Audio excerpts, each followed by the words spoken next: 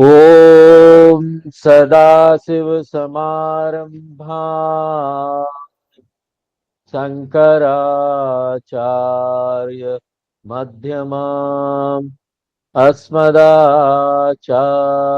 पर्यन्ताम् वंदे गुरु परंपराम्। ओ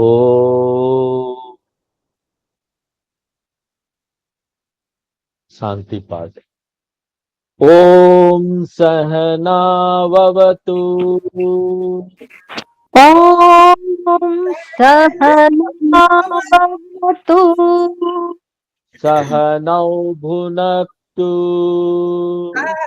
सहनो भुनक्तु सह वीर्यं करवावहै सह वीर्यं करवावहै तेजस्विनावधीतमस्तु मा विद्विषावहै।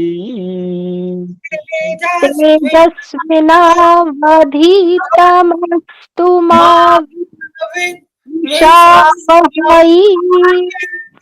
ओम शांति शांति शांति। ॐ शान्ति शान्ति शान्तिः। पहला दूसरा और तीसरा मंत्र पढ़ेंगे।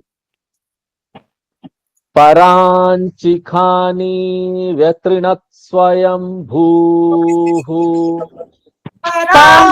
पराञ्चिखानि व्यतृणवत् स्वयम्भुः तस्मात् परां पश्यति नान्तरात्मन् तस्मात् परां पश्यति नान्तरात्मन् कश्चित् धीर प्रत्यगात्मानमैक्षद कश्चित् धीरः प्रत्यगात्मानमैक्षद आवृत्तचक्षुरमृतत्वमिच्छन्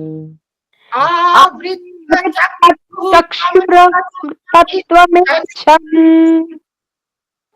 पराच कामान् अनुयन्ति बालाः पराच कामान् अनुयन्ति बालाः ते मृत्योर्यन्ति विततस्य पासम् ते मृत्युर्यन्ति विततस्य पाशम् अथ धीरामृतत्वं विदित्वा अथ धीरा अमृतत्वं विदित्वा ध्रुवम् अध्रुवे स्विहना प्रार्थयन्ते ध्रुवम् अदृष्ट्विह न प्रार्थयन्ते येन रूपं रसं गन्धम् रूपं रसं गन्धम् शब्दान् स्पर्शागश्च मैथुनान् शब्दान् स्पर्शांश्च मैथुनान् एते नैव विजानाति नैव विजानाति किमत्र परिशिष्यते किमत्र परिशिष्यते एतद् वैतद्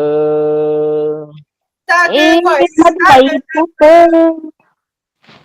पहले दो मंत्र में टीचर यम धर्मराज एक महत्वपूर्ण साधना बताते हैं और वो है वैराग्य, अनासक्ति, अंतर्मुख मन, ऐसा मन जो बहिर्मुख नहीं है। एक जो बहिर्मुख मन है उसको वेदांत का लाभ नहीं मिल सकता, क्योंकि वो अनात्मा में खोया हुआ है, गुम है उसमें, वो वस्तुओं में गुम है, वो यहां पर व्यवहार में गुम है। और क्योंकि उसका पूरा ध्यान बाहर की तरफ लगा हुआ है, जो वो स्वयं है उसके ऊपर उसका ध्यान ही केंद्रित नहीं होता। जो इन सब चीजों को देख रहा है, अनुभव कर रहा है, उसकी तरफ ध्यान ही नहीं जाता। तो वेदांत एक प्रक्रिया है जिसमें हमारा ध्यान हमको ये बाहर की जो वस्तुएं हैं उससे हटाकर स्वयं पर लगाना। हम क्या है, मैं कौन। और दुर्भाग्यवश ऐसा कोई सिस्टम नहीं है ना जिससे आप मन को दोनों जगह लगा सके एक ही समय में। इसलिए देखिए, जब आप कोई पब्लिक टॉक देने के लिए जाएंगे, स्टेज पर खड़े हुए हैं, तो उस समय क्या होता है, अपने बारे में इतना ज्यादा हमको ऐसी फीलिंग होने लगती है कि हम यहाँ खड़े हैं, हमको पब्लिक टॉक देना है, कैसा दे पाएंगे कि नहीं दे पाएंगे। इस तरह से अपने को लेकर हम संवेदनशील हो जाते हैं, हमको लोग कैसा देख रहे हैं। तो आप अपने को लेकर इतना मशगूल हो गए हैं, आपका मन इतना उसमें केंद्रित हो गया है कि ना आप यहां पर ऑडियंस को नहीं देख पा रहे, विषय को नहीं समझ पाए। क्योंकि मन ना एक बार में दोनों तरफ तो नहीं रह सकता कि आप ये सब भी सोच रहे हैं और क्या विषय बोलने वाले उसके बारे में भी सोच लें और ऑडियंस क्या समझ रहा हो वो भी जान लें। एक साथ ये काम नहीं कर सकते। तो अगर हम यहां वस्तुओं में खो जाएं तो जो वस्तु को देखने वाला है ना उसको भुला जाते। वेदांत में हम क्या करते हैं कि आपका ध्यान इसमें हाईलाइट करा देते, फोकस करा देते हैं कि आप स्वयं के ऊपर अपना ध्यान लेकर आए। इसलिए बहिर्मुख मन जो है ना वो हमेशा से एक बाधा है। यम धर्मराज जी बोलते हैं कि ना हमको इससे बाहर निकलना, बहिर्मुखता से, ये एक बाधा है। समाधि सटक संपत्ति होना चाहिए, अंतर्मुख, ये एक मूल्य है। तो ये मूल्य, ये पात्रता दो मंत्रों में बताने के बाद यम धर्मराज जी अब विषय जो है, मुख्य विषय उपनिषद का, तीसरे मंत्र से उसमें प्रवेश कर जाते। और ये सारे जो मंत्र हैं वो आत्म स्वरूप के बारे में बताएंगे, आत्मा की प्रकृति क्या है, उसका लक्षण क्या है, यानी कि मेरा लक्षण क्या है, मैं कौन हूं। और यही प्रश्न तो नचिकेता पूछता है तीसरे वर्ग के माध्यम से कि हे भगवान मुझे बताइए मैं कौन हूं, आत्मा क्या है। तो आत्म स्वरूप जो विषय है यहां से शुरू होता है और टीचर यहां से इसकी टीचिंग देना शुरू करते हैं। ये सारे जो मंत्र है ना, जो तीसरा मंत्र से शुरू हो रहा है वो बहुत महत्वपूर्ण मंत्र है। तीसरा मंत्र हम पिछले क्लास में शुरू कर चुके थे। यम धर्मराज जी आत्मा को चैतन्य स्वरूप बता रहे। तो जाहिर सी बात है, अगर चैतन्य है तो चैतन्य है क्या, चेतनता है क्या, क्या उसकी प्रकृति है शास्त्रों के अनुसार। हम इसके बारे में बार बार बात करते आए हैं कि ये 5 चीज आप याद रखिए चेतनता के बारे में। आशा है आपको याद होगा, हर एक ग्रंथ में बता रहे हैं, गीता में भी बताते हैं, यहां भी बताते हैं। चेतनता क्या है कि शरीर का भाग नहीं है, शरीर का उत्पाद नहीं है, शरीर का गुण नहीं।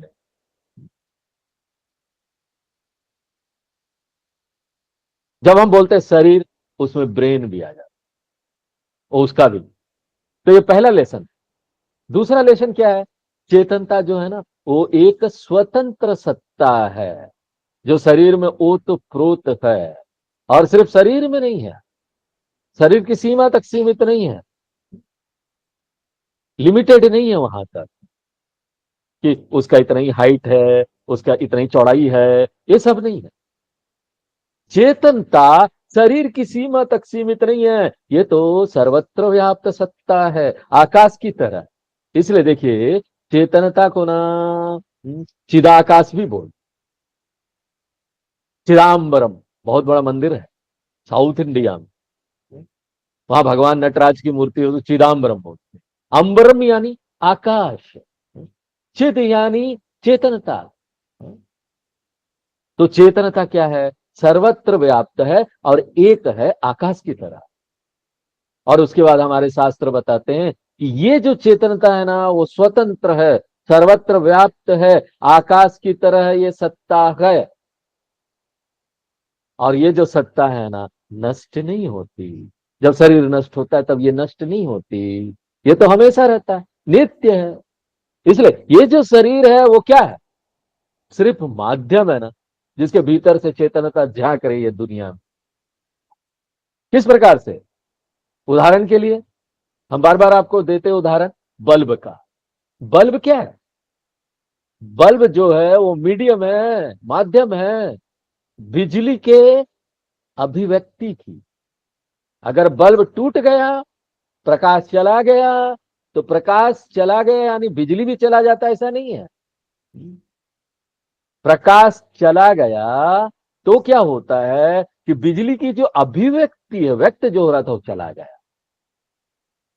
लेकिन बल्ब टूटने के बाद भी ना बिजली है वहां। अगर कोई डाउट है ना तो वहां जो तार है बल्ब के पास उसमें हाथ डालकर देख सकते हैं। ऐसा कीजिएगा मत नहीं तो तुरंत मुक्ति, सद्यो मुक्ति, बिजली लग सकता है। इसलिए ये बात याद रखनी चाहिए कि जब माध्यम चला गया ना तो जो चीज दिख रहा था, व्यक्त हो रहा था, वो अव्यक्त हो गया, खत्म नहीं हुआ। It does not and, and नहीं होता उसका। उसी प्रकार से जो शरीर है, ये मन है, ये एक बल्ब है, एक माध्यम है। चेतनता जो बिजली है उसको अभिव्यक्त होने के लिए, ये जो चेतनता, व्यक्त चेतनता है ना, इसी को बोलते हैं प्राण सत्ता। हमारे शरीर में प्राण है। जब ये शरीर मन नष्ट हो जाता है, खत्म हो जाता है, तो व्यक्त चेतनता उपलब्ध नहीं है हम। और जब व्यक्त चेतनता उपलब्ध नहीं होता ना, इसी को बोलते हैं मृत्यु हो गया। मृत्यु अंत नहीं है चेतनता का, मृत्यु सिर्फ अभिव्यक्ति का अंत है। जो व्यक्त हो रहा था वो अव्यक्त हो गया। इसलिए मृत्यु के बाद भी क्या है? चेतनता जो है वो चलता रहता है। किस प्रकार से? अव्यक्त रूपेण, अव्यक्त रूपेण सर्वत्र अस्ति, व्यक्त रूपेण शरीर अस्ति, चैतन्यम वर्तते। अव्यक्त रूप में चेतनता सब और है, और व्यक्त रूप में चेतनता सिर्फ माध्यम में है, प्राणियों में है। हमारे शास्त्र ये बताते हैं कि यही चेतनता जो है ना आपका सत्य स्वरूप है, यानी यही चेतनता आप है। हाँ? यही चेतनता आपका सत्य स्वरूप है, यानी कि चेतनता आपका सत्य है। और इसी को आत्मसात करने के लिए हम प्रकाश का उदाहरण देते हैं। हाँ? जिस तरह से हाथ में टॉर्च का प्रकाश डालिए, हाँ? प्रकाश जो है वो हाथ का क्या है? भाग नहीं है, उत्पाद नहीं है, गुण नहीं है। प्रकाश जो है वो स्वतंत्र सत्ता है ना, हाथ का से कोई लेना देना नहीं, स्वतंत्र सत्ता है जो पूरे हाथ में आता है। और हाथ की सीमा तक भी सीमित नहीं रहता, बाहर भी जाता है। और ये जो प्रकाश है सर्वत्र व्याप्त है। कहाँ सर्वत्र? हॉल में। और वो चलेगा। हाथ हटा दीजिए फिर भी ये देखिए कमरे में प्रकाश है, हाथ हटा दिया हमने। अंतर क्या है? हाथ रखते हैं तो ये प्रकाश दिखने लग जाएगा, प्रकाश है इसलिए हाथ दिख रहा है। हाथ हटा देते हैं, प्रकाश है लेकिन व्यक्त नहीं है, दिख नहीं पा रहा है, क्योंकि रिफ्लेक्टिंग, प्रतिबिंब करने का जो माध्यम था ना वो चला गया, वो नहीं है। तो ये जो चेतनता है वो आकाश की तरह है, वो प्रकाश की तरह है। शास्त्र दो उदाहरण देते हैं, चैतन्य आकाश, चैतन्य प्रकाश। अब यहां प्रश्न उठता है कि ना इस प्रकृति को, कि हम चेतनता है, इसको कैसे हम स्वीकार कर लें, कैसे इसको स्वीकार कराया जाए। समझ तो जाते हैं, बुद्धि में चला जाता है, लेकिन भूल जाते हैं व्यवहार में। हम्म? उपनिषद इसका तरीका बताते हैं, और वो तरीका क्या है? दृढ़ दृश्य विवेक, ये एक तरीका है, उपनिषदों में बताया गया है। हमको क्या करना है इसमें? हमको ये करना है कि जो भी चीज का हम अनुभव कर रहे हैं वो एक वस्तु है मुझसे अलग। हम यहां पर कोई भी चीज का अनुभव कर रहे हैं, कोई वस्तु का अनुभव कर रहे हैं, वो मुझसे अलग है। ये क्या कीजिए कि उसको नेगेट करना शुरू कीजिए, नकारना शुरू कर दीजिए। ये हम नहीं हैं, नकारते जाइए। जो भी चीज का अनुभव आप कर रहे हैं नकारते जाइए, ये हम नहीं हैं, क्योंकि हम उसको देख पा रहे हैं। पहला स्टेज क्या है, पहला चरण क्या है? नकारिए पूरी सृष्टि को, क्योंकि पूरी सृष्टि को आप देख पाते, अनुभव कर पाते हैं। तो जो भी ये शब्द स्पर्श रूप रस गंध है ना, नकार। एंटायर क्रिएशन जिसमें ये शब्द आदि सब चीज है, अनुभव करने वाली चीजें हैं, वो मैं नहीं हूं। इसलिए मैं ये दिखने वाली सृष्टि नहीं। तो पहला चरण क्रॉस कर जाएंगे, आसान है, सबको समझ में आता है, दुनिया में नहीं। दूसरा चरण में, दूसरा चरण में फिर आप अपने ही शरीर में आएंगे, वही कठिन है। उसके बाद बॉडी को डिसमिस करना शुरू कीजिए। ये तो दिख रहा है मुझे, जब दिख रहा है तो ये मैं कैसे हो सकता हूं, ये तो वस्तु है शरीर। सिर्फ अंतर इतना है ना, बड़ा इंटीमेट है, बचपन से साथ रहा है, जन्म से साथ है, तो लगता यही हम है। इंटीमेट ऑब्जेक्ट ऑफ एक्सपीरियंस किस प्रकार से? ये चश्मे की तरह। चश्मा क्या है? ये वस्तु ही तो है, ऑब्जेक्ट है। अंतर क्या है? ये मेरे शरीर के साथ इतना इंटीमेटली जुड़ गया है ना, कि ना मैं भूल जाता हूं सत्य को, कि ना ये एक वस्तु है। कैसे आप ये समझते हैं कि हम भूल गए हैं? कोई आपसे पूछेगा बताइए कि यहां पर क्या क्या चीजें हैं, तो आप सब कुछ बताइएगा, लेकिन चश्मा नहीं बताइएगा। ये एक वस्तु है, और क्योंकि ये एक माध्यम है, ये माध्यम होने से क्या लग जाता है कि यही हम है, ये चश्मा हम है। लेकिन आपको याद रखना चाहिए ये तो वस्तु है। उसी प्रकार वेदांत क्या बोलता है, ये फिजिकल बॉडी जो है ना, शरीर, ये भी एक कॉन्टैक्ट लेंस की तरह है। ये चश्मा तो फिर भी अलग होता है, कॉन्टैक्ट लेंस तो आंखों में लग जाता है, जैसे लगता है आंख का ही भाग। ये शरीर जो है ना स्टिल क्लोजर है, चश्मा से ज्यादा क्लोज है मेरे शरीर, मेरे से जुड़ा हुआ है। ये कॉन्टैक्ट लेंस की तरह है, इंटीमेट ऑब्जेक्ट है, जो एक माध्यम के रूप में काम कर रहा है ताकि हम इस दुनिया का अनुभव कर सके। I can experience this world. लेकिन है तो मीडियम, है तो माध्यम, तो इसलिए ये वस्तु ही है। तो दूसरा चरण क्या है? नेगेट द बॉडी ऑल्सो, अपने शरीर को नकारिए। ये वस्तु है अनुभव का, और ये थोड़ा उससे ज्यादा कठिन है, दुनिया को नकारने से ज्यादा कठिन है।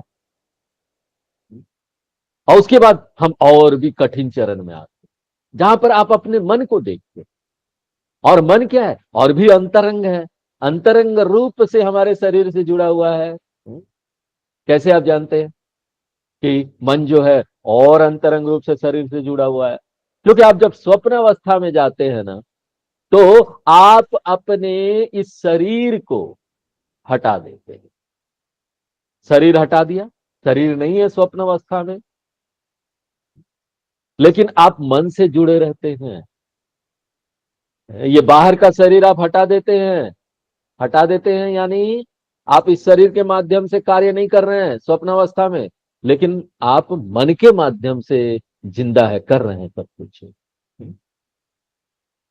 ये बताता है कि मन जो है ना, ये सबसे अंतर परत है, अंदर का ड्रेस है, गंजी की तरह, अंदर बनियान होता ना अंदर, उसकी तरह।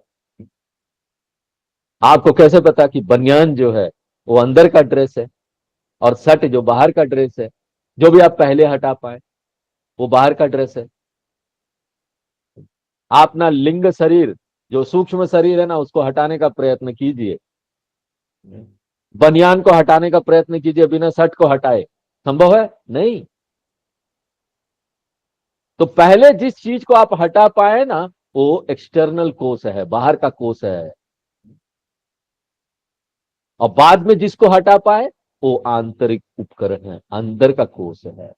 तो आप जब स्वप्न में जाते हैं, तो आपका ये जो बाहर का शरीर है वो नहीं रहता, उसका उपयोग नहीं हो रहा, आपके मन का उपयोग हो रहा, आप उससे जुड़े हुए। इसलिए मन जो है वो बहुत अंतरंग रूप से, आंतरिक रूप से जुड़ा हुआ अंतर माध्यम है, आपका मन। तो अब आप ध्यान अपने मन पर केंद्रित कीजिए और सीखिए किस प्रकार से हम मन को भी ना अपने अनुभव की वस्तु देख पाए। इसका भी तो हम अनुभव कर रहे हैं। हम अपने मन के प्रति अवेयर हैं, हम अपने विचारों के प्रति अवेयर है जो हमारे मन में चल रहा है। और जब सारे विचार चले गए, तब भी हम अवेयर है ना, विचारहीन मन की स्थिति को हम देख पा रहे हैं।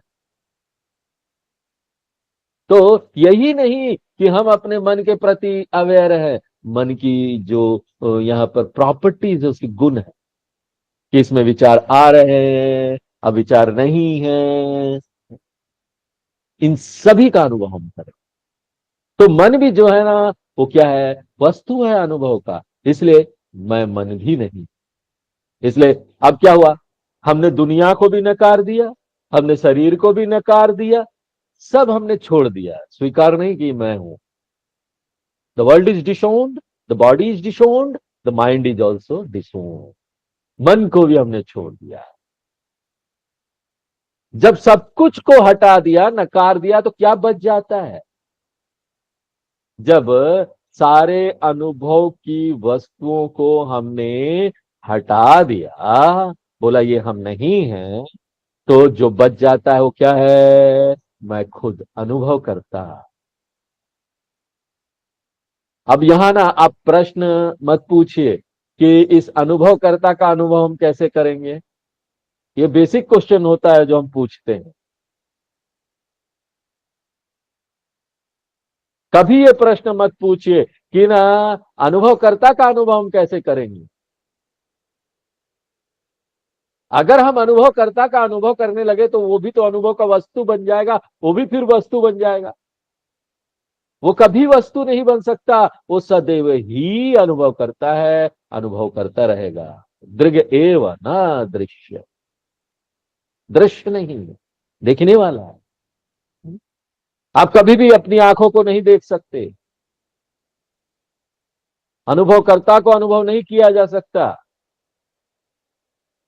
मान लीजिए कोई पूछता है कि ये जो अनुभव करता है उसका अनुभव नहीं किया जा सकता, तो इसका प्रूफ क्या है कि वो है? हम कैसे मान ले कि अनुभव करता है? उपनिषद बोलता है कि ना आपको अलग से कुछ करना नहीं है इसका अनुभव करने के लिए, आपको एक अलग अनुभव की जरूरत नहीं है इसका अनुभव करने के लिए। सावधान रहिए। यहां पर जिस चीज का भी आप अनुभव कर रहे हैं, हर एक वस्तु इस बात को प्रकट कर रहा है कि अनुभव करता है। बिना अनुभव करता के आप किसी चीज का अनुभव नहीं कर सकते। आपको कोई स्पेशल एक्सपीरियंस की जरूरत नहीं है एक्सपीरियंसर को एक्सपीरियंस करने के लिए, क्योंकि हर एक वस्तु जिसको आप देख पा रहे हैं वो ये प्रकट कर रहा है, वो आपको बता रहा है कि अनुभव करता है। ये कैसा है? हमको अलग से आंखों की देखने की जरूरत नहीं, आंखों को अलग से देखने की जरूरत नहीं। आंख तो अपने आप प्रकट हो जाते हैं जब हम वस्तुओं को देख रहे होते हैं। यहां हम दीवार को देख रहे हैं तो वो बता रहा है कि आंखें हैं, तभी तो देख पा रहे हैं। फैन को देख रहे हैं तो वो बता रहा है आंखें हैं, तभी तो देख पा रहे हैं। लेकिन हम आंखों को कभी नहीं देख पाए।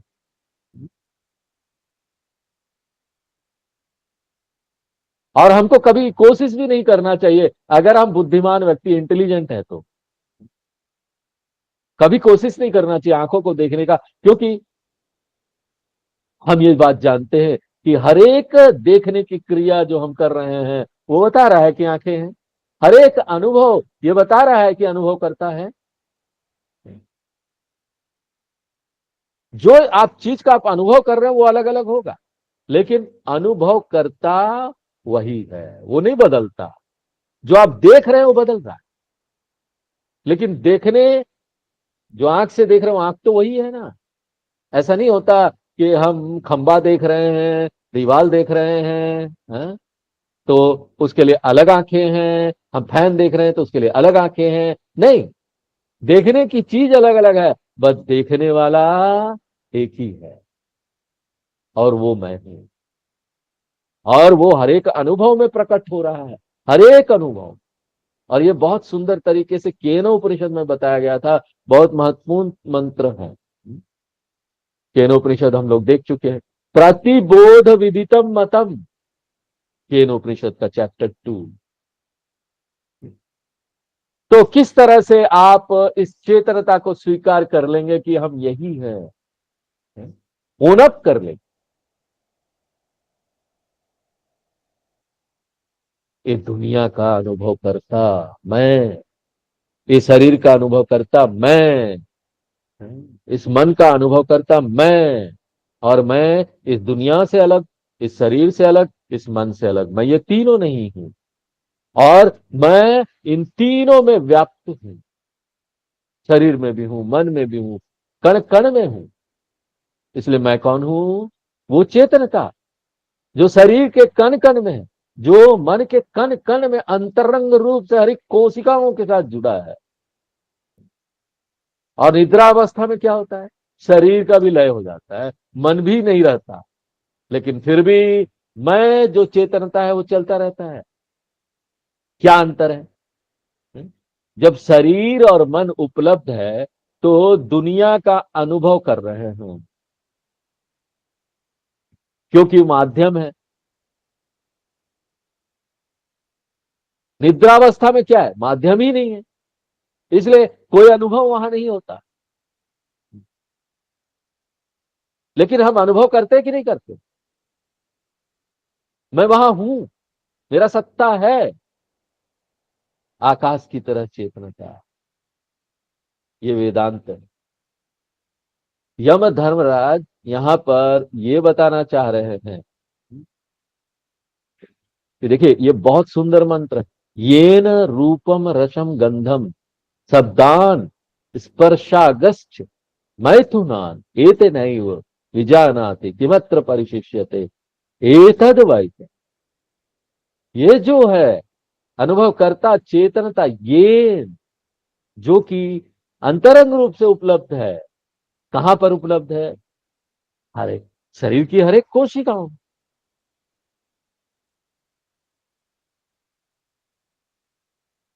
अनुभवकर्ता के रूप में ये उपलब्ध है।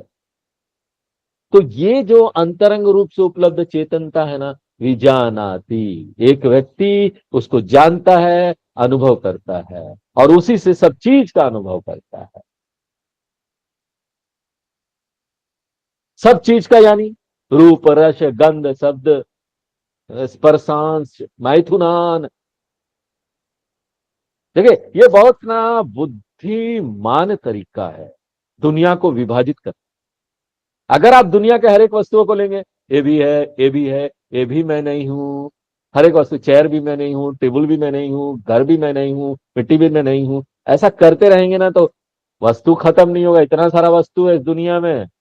खंबा नहीं हूं, पंखा नहीं हूं, बुक नहीं हूं, ड्रेस नहीं हूं, चेयर नहीं हूं, कारपेट नहीं हूं, एंडलेस हो जाएगा, हम कर ही नहीं पाएंगे। इसलिए उपनिषद पूरी दुनिया को विभाजित करते हैं 5 सत्ता में। कोई छठा सत्ता आपको नहीं मिलेगा, कोशिश कर लीजिए। और वो क्या है? शब्द स्पर्श रूप रस गंध।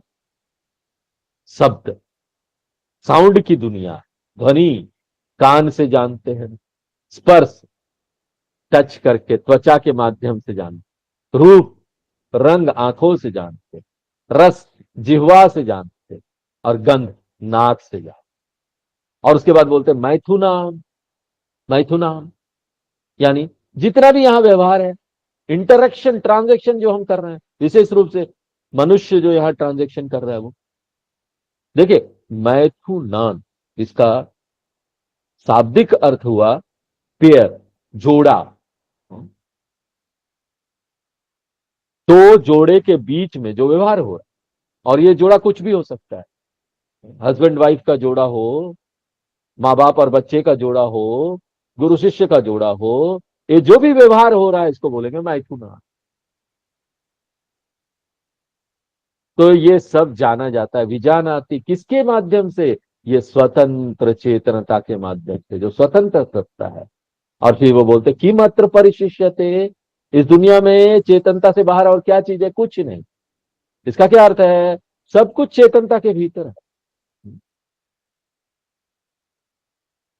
आकाश की तरह। आकाश के भीतर सब कुछ है नहीं। अब आप कैसे जान पाते हैं कि सब कुछ चेतनता के अंदर आता है? बहुत आसान है। अगर कुछ भी चेतनता के बाहर है तो आप उसके प्रति चेतन नहीं हो पाएंगे, समझ भी नहीं पाएंगे, जान भी नहीं पाएंगे। और जब उसको जान ही नहीं पाएंगे तो आप उसकी सत्ता के बारे में क्या बात करेंगे? वो तो है ही नहीं। देखो, बहुत इंटरेस्टिंग है, इसको देखो। अगर आप किसी चीज के सत्ता की बात कर रहे हैं कि ये है, इसका मतलब आप उसको जानते हैं। अगर आप ये है बोल के बोल रहे हैं ये है? जैसे एक तारा 12 बिलियन लाइट है, यस, इतना दूर है। अब अगर आप उस तारे के रहने की बात करें कि तारा है?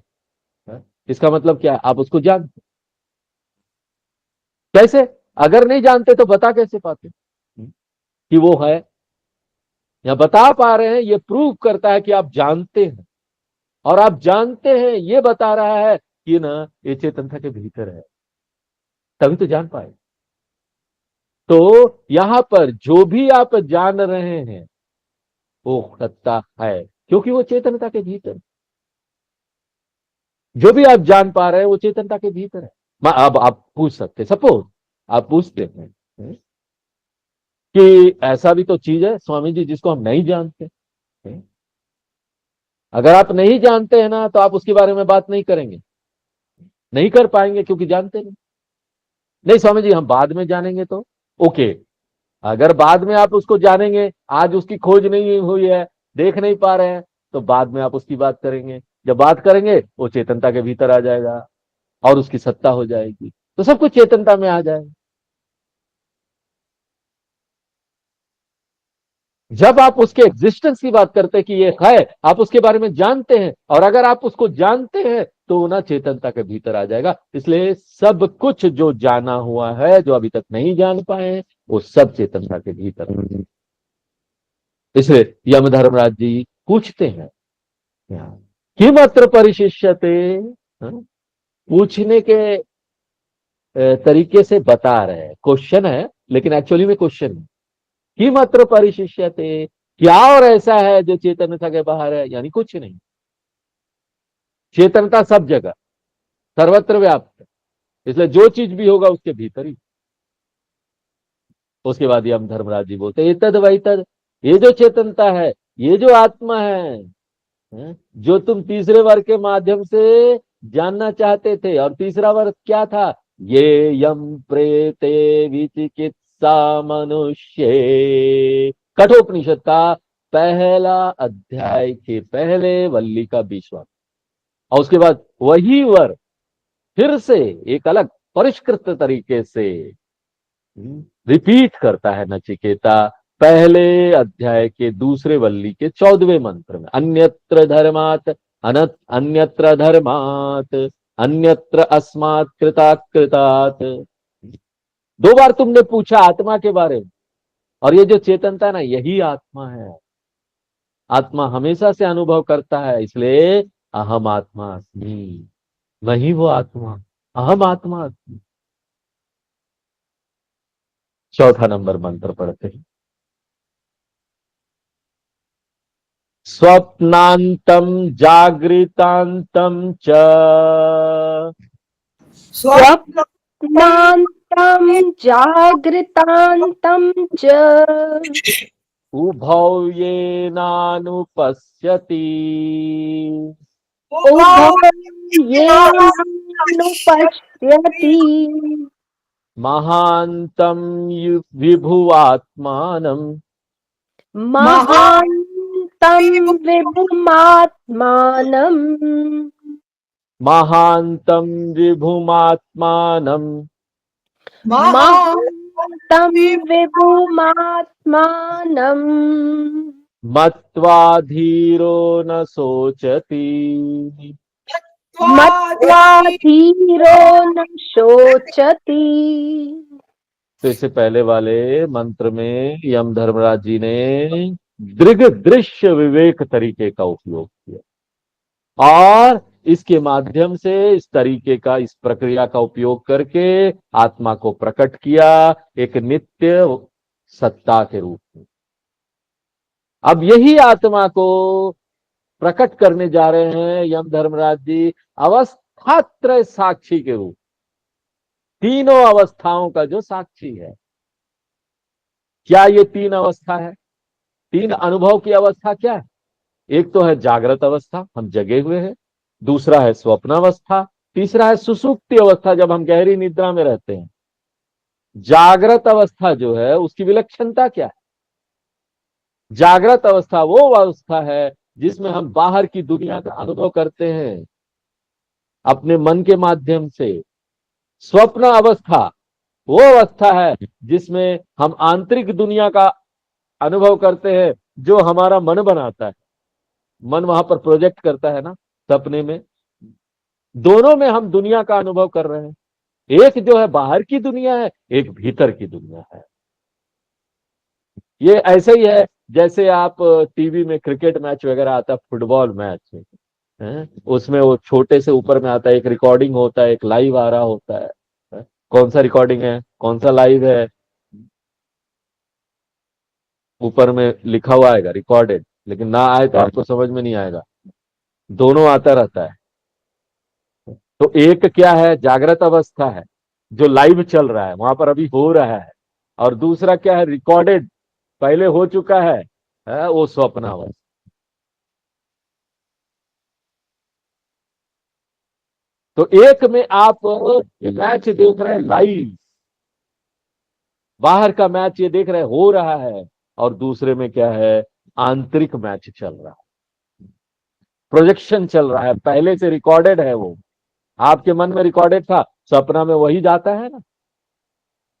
जो दुनिया में हम देखते हैं बाद में रिकॉर्ड हो जाता है, और सपने में हम जब जाते हैं तो वही देखते हैं। आंतरिक दुनिया को देखते हैं तो रिकॉर्डेड है और सब सक्रिय हो जाता है स्वप्न में। और ये सब चीज हम तत्वबोध में देख चुके हैं। जागृत अवस्थायम यद दृष्टम यद श्रुतम तज्जनित वासनाय निद्रा समय प्रपंच प्रतीयते सा स्वप्नावस्था। वहां स्वप्नावस्था की डेफिनेशन हमने देखी थी तत्वबोध में, कि जागृत अवस्था में जो हम सुनते हैं, देखते हैं और उसको रिकॉर्ड करते हैं, वही हम सपने में देखते हैं। सपने में कोई नया चीज नहीं देखते। और इसमें सबसे सुंदर बात क्या है मालूम? विश्लेषण करेंगे, भीतर जाएंगे, अनुभव होगा इस बात का कि ना इसका समय अलग अलग है।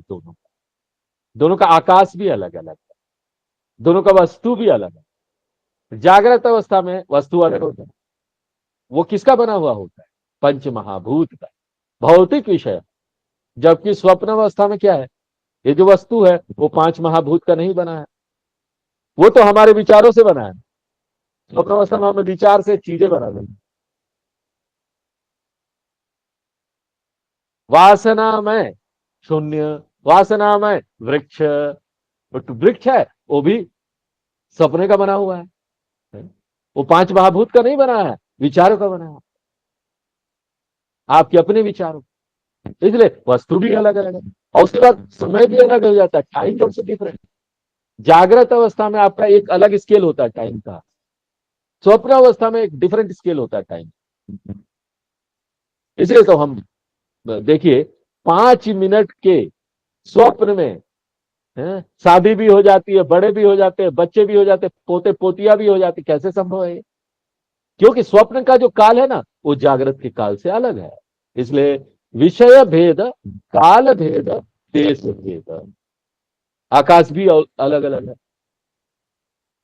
अब पूरा जो स्वप्न है, ड्रीम है, वो अपने दिमाग में ही देखते हैं ना। वो दिमाग में कितना जगह है, ज्यादा खाली तो नहीं है, थोड़ा खाली होगा, ज्यादा खाली नहीं होगा। और वही थोड़े से खाली जगह में आप सब देख लेते हैं। वहां आकाश देख लेते हैं, वहां तारे देख लेते हैं, वहां सूर्य देख लेते हैं, वहां चंद्रमा देख लेते हैं, वहां पहाड़ देख लेते हैं, वहां नदी देख लेते हैं। इसका मतलब क्या है? वहां पर अलग आकाश है। आकाश का क्या है? सपने वाला आकाश। दोनों में कॉमन क्या है? देश अलग है, काल अलग है, वस्तु अलग है। कॉमन एक ही है, वो अनुभव करता है जो दोनों का अनुभव कर रहा है। और अनुभव करता कौन है? मैं ढूंढने का प्रयत्न नहीं कीजिए, मैं ही तो खुद हूं। टाइम स्केल अलग अलग होगा, आकाश अलग अलग होगा, वस्तु भी अलग अलग होगा, लेकिन जो अनुभव करता चेतनता है वो अलग नहीं होगा, वो वही है। तो इससे हमको क्या पता चल रहा है कि वस्तु आएगा जाएगा, आकाश भी आएगा जाएगा, समय भी आएगा जाएगा, और कौन सा नहीं आएगा, आएगा वहां पाए ना, कौन सा नहीं आने जाने वाला। मैं कभी आता जाता, इसलिए मैं इनसे परे हूं। आने जाने वाला समय, आने जाने वाला आकाश, आने जाने वाला वस्तु, इन सब से परे। देश अतीत चैतन्य, काल अतीत चैतन्य, अवस्था त्रय साक्षी चैतन्य। आप कैसे बोल सकते हैं कि समय और आकाश आता और जाता है? क्योंकि जब आप स्वप्न अवस्था, निद्रावस्था में जाते, गहरी निद्रा में, सुसुप्ति अवस्था में, तो वहां क्या है? जागृत का काल चला गया, स्वप्न का भी जो समय था, वो स्केल था, वो चला गया। सुसुप्ति में कोई काल ही नहीं है, काल है। इसलिए गहरी निद्रा में आपको ये नहीं पता चलता है कि आप कितना देर सोए, ज्यादा सोए कि नहीं सोए। बहुत ज्यादा देर सो लिए, कब पता चलता है? जगने के बाद उसमें समय आ जाता है, स्केल आ जाता है, आपको पता चल जाता है कि आप ज्यादा देर सो गए। तो इसलिए स्वप्न अवस्था में कोई देश और काल नहीं होता, देश काल रहित अवस्था है, उसको सुसुप्ति अवस्था है। और उसका अनुभव कौन कर रहा है? मैं अनुभव करता, सुसुप्ति का भी अनुभव, और वही मैं आत्मा हूं। इसलिए यम धर्मराज बोलते हैं, ये न माने क्या? इस अनुभव करता चेतनता, ये जो साक्षी चैतन्य है, एकमात्र इससे, इस साक्षी चैतन्य से ही अनुपस्थिति, एक जो व्यक्ति है ना, अनुभव करता है। स्वप्नांतम, स्वप्नांतम यानी क्या? स्वप्न के पदार्थ का, जितने भी वस्तु है स्वप्न में आते हैं। स्वप्न, स्वप्न नान्तम, स्वप्न पदार्थ, स्वप्न विषय। इसमें तीन चीजें हैं, स्वप्न का देश है, स्वप्न का काल है, स्वप्न का वस्तु है। और यही नहीं, एकमात्र यही चेतनता जागरितांतम च। जागरितांतम क्या है? जागृत के जो पदार्थ, स्वप्न अंतम यानी स्वप्न का जो पदार्थ है, जागृत अंतम यानी जागृत अवस्था का जो पदार्थ है, जिस जागृत का देश आ जाता है, जागृत का काल आ जाता है, जागृत का वस्तु आ जाता है, दोनों उभऊ। और आप इसमें जोड़ दीजिए कि ना, दोनों जो है,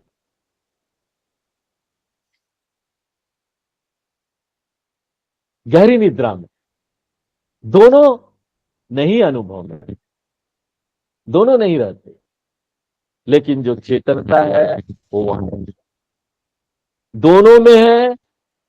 स्वप्न में भी है, जागृत में भी है, और जब सब कुछ नहीं रहता निद्रावस्था में, तब भी वो है। ये ऐसे ही है जैसे ये कमरा खाली है। आप कैसे बोलेंगे कमरा खाली है? कुछ नहीं है कमरा में, कमरा खाली है। अगर कोई बोलता है कमरा खाली है, इसका मतलब क्या? वेदांत यहां प्रश्न पूछता है, कैसे आप जानते हैं कि ये कमरा खाली है या हॉल खाली है? क्योंकि हॉल खाली है, इसको जगवाने के लिए, इसको प्रकट करने के लिए आपको क्या चाहिए? प्रकाश। है ना, यहाँ प्रकाश होना, वो प्रकाश जो सब जगह है इस हॉल में। उसी प्रकार से जब हम गहरी निद्रा में होते हैं तब हम बोलते हैं ना सब यहाँ खाली है, तो हम बोलते हैं यहाँ पर सब खाली है। उसी प्रकार से ये 8 बजे के बाद लगता है कि ये डिस्टर्बेंस शुरू होता है ना, 8 बजे के बाद कुछ तो होता है, चेक करें या फिर ज्यादा देर रिकॉर्डिंग हो जाती है। लास्ट में नहीं होने लगता है ना साउंड डिस्टर्बेंस। लास्ट में साउंड डिस्टर्बेंस होने लगते हैं। चलिए 5 मिनट और, 5 मिनट और ले। उसी प्रकार से जब आप बोलते हैं ना कि गहरी निद्रा में कुछ भी नहीं है, सब खाली खाली है, खाली खाली है, कैसे बोल सकते हैं? वहां पर प्रकाश है, प्रकाश से ही बोलते हैं कि हॉल खाली है देखने के बाद। उसी प्रकार से वहां भी प्रकाश है, चेतनता का प्रकाश है जो बताती है अरे गहरी निद्रा में थे, हमको कुछ भी नहीं पता था, थॉटलेस, विचार ही नहीं होता, ये और कुछ नहीं है, शुद्ध चेतनता है। ये खाली मन तो नहीं, मन पूरा खाली, पूरा खाली कभी नहीं हो सकता। मन में हमेशा चेतनता तो रहता है, जिस तरह से हॉल पूरा खाली नहीं हो सकता, लाइट तो है इसमें। दो ही पॉसिबिलिटी है, या तो लाइट प्लस ऑब्जेक्ट रहे या प्रकाश माइनस ऑब्जेक्ट है, प्रकाश माइनस वस्तु, प्रकाश प्लस वस्तु। अगर वस्तु नहीं है तो प्रकाश वहां। कैसे आप जानते हैं प्रकाश वहां पर है? क्योंकि प्रकाश में ही आप बोल रहे हैं ना कि वस्तु नहीं है, कुछ नहीं है स्वामी जी, कोई वस्तु नहीं था। उसी प्रकार से जब आप गहरी निद्रा में चले जाते हैं तो वहां चेतन था, वो प्रकाश रहता है। उसी लिए तो आप बोल पाते हैं जगने के बाद कि हम गहरी निद्रा में थे, वहां पे नहीं था। और उस चेतनता का साइज क्या है, कितना बड़ा है वो, महानतम। देखिए यहाँ ये सब सोचना कि चेतनता जो है ना वो ब्रेन में, वो स्थित है ब्रेन। अगर चेतनता ब्रेन में स्थित है तो ब्रेन के इतना बड़ा हो जाएगा, हाँ दिमाग के इतना बड़ा, इसलिए वो ब्रेन में नहीं है। तो वहां इसलिए महानतम बहुत बड़ा है। बहुत बड़ा माने वो पहाड़ की तरह बड़ा है, ग्रहों की तरह बड़ा है, सूर्य की तरह बड़ा है। उपनिषद बोलते विभूम महानतम, विभूम यानी असीमित रूप से बड़ा है, परम बड़ा है, सर्वत्र व्याप्त बड़ा है, विभूम महान। आपेक्षिक महानतम नहीं, आपेक्षिक यानी अंग्रेजी में रिलेटिव, ये उससे बड़ा है, ये उससे बड़ा है, ये बहुत बड़ा है। जैसे हम बोलते हैं ना कि ये कीड़ा सबसे बड़ा है, ये सबसे बड़ा कीड़ा है। अब फिर बोलेंगे सबसे बड़ा शेर है, तो कीड़ा और शेर में बड़ा जब हम बोलते हैं तो उसमें रिलेटिव हो जाता है ना। कीड़ा से हम तुलना करेंगे कि एक कीड़ा छोटा होगा, उखड़े और सब बड़ा से बड़ा कीड़ा इतना बड़ा होगा, लेकिन शेर जब बड़ा होता है, बड़ा से बड़ा शेर बहुत बड़ा होता है, अलग हो जाता है रिलेटिव। बड़ा कीड़ा या बड़ा पहाड़ ये अलग हो जाएगा, स्केल अलग हो जाता है। तो ये जो बड़ा जब बोलते हैं ना वो तुलनात्मक हो जाता है, लेकिन उपनिषद जब बोलते हैं विभूम महानतम तो वो परम हो जाता है, उसमें कोई तुलना नहीं है, सबसे बड़ा, अब्सोल्युटली बिग, असीमित है। और ऐसा जो आत्मा है, इस तरह का जो असीमित बड़ा आत्मा है, बतवा इसको जानकर किस तरह से जानना है, वस्तु की तरह से जानना नहीं, अनुभव करता और वस्तु का अनुभव करता के रूप में जानना है। मत्वा यानी अहम ज्ञातवा, हम इसको जानकर कि आत्मा जो है न तो हमारे अंदर है न बाहर है, हम खुद है। हमारी समस्या क्या है, कभी हम आत्मा को बाहर ढूंढने का प्रयत्न करते हैं और कभी हम अंदर ढूंढने का प्रयत्न करते हैं। और ज्यादातर किताबें ध्यान वगैरह कराएंगे, बोलेंगे अपने भीतर देखो, अपने भीतर देखो। शरीर के भीतर देखे क्या? अगर शरीर के भीतर देखेंगे, भीतर देखो, भीतर कहाँ भीतर देखो? शरीर के भीतर देखेंगे वहां पैंक्रियाज है, किडनीज है, लंग्स है, हार्ट है, ये सब दिखाई देगा। कुछ लोग मन में देखना शुरू करते हैं, मन में देख रहे तो मन में क्या दिखाई देगा? प्राण दिखाई देगा, राग द्वेष काम क्रोध। तो याद ये ना तो बाहर है ना आपके अंदर है, ये आप खुद ही हैं। तो किस प्रकार से आत्मा को आप जानेंगे? मैं ही वो आत्मा हूं, इति मत्वा धीरा। ये जो विवेकी व्यक्ति है ना, क्योंकि इसके लिए संवेदनशील मन चाहिए। हमको ये जो आदत बन गया ना, वस्तु बनाकर सब चीज को सामने रखकर देखेगा, वो जाना चाहिए। संवेदनशील मन चाहिए। नहीं नहीं, आत्मा आए आए आए, हम ध्यान में इंतजार कर रहे हैं, आए आए आए, इसको छोड़ना पड़ेगा। Drop it, drop it. ये बहुत बड़ी गलती है, और इसके लिए बहुत सूक्ष्म मन चाहिए।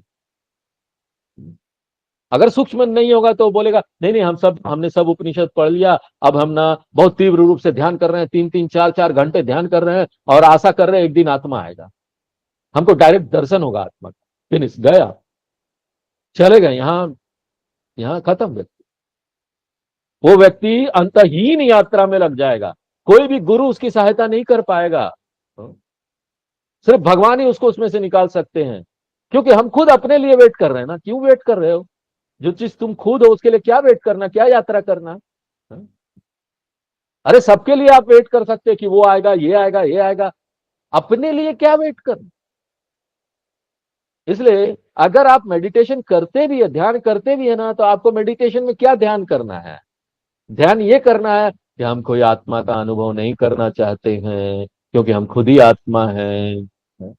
हम कोई आत्मा को देखना नहीं चाहते, हम किसी आत्मा का वेट नहीं कर रहे, क्योंकि हम खुद ही यह अनुभव करता है, हम खुद ही वो आत्मा है। बार बार रिपीट करना, इसको बोलते हैं वेदांतिक मेडिटेशन। इसलिए धीरा यानी ये विवेकी व्यक्ति, मत्वा, वो ज्ञान को प्राप्त करके उसको क्या लाभ मिलता है? न सोचती, कभी जीवन में दुख नहीं आएगा। ये दुख ही क्यों है बताइए? क्यों है ये दुख?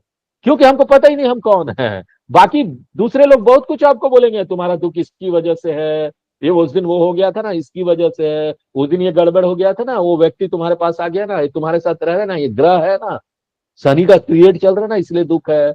कुछ नहीं, वेदांत बोलता है एक ही कारण से दुख है, हम जानते नहीं कि हम कौन। इस ज्ञान के बाद तो दुख रह नहीं जाएगा, सारे दुख चले जाएंगे। ओम पूर्णमदः पूर्णमिदं पूर्णात् पूर्णमुदच्यते पूर्णस्य पूर्णमादाय पूर्णमेवावशिष्यते। ओम शांति शांति शांति।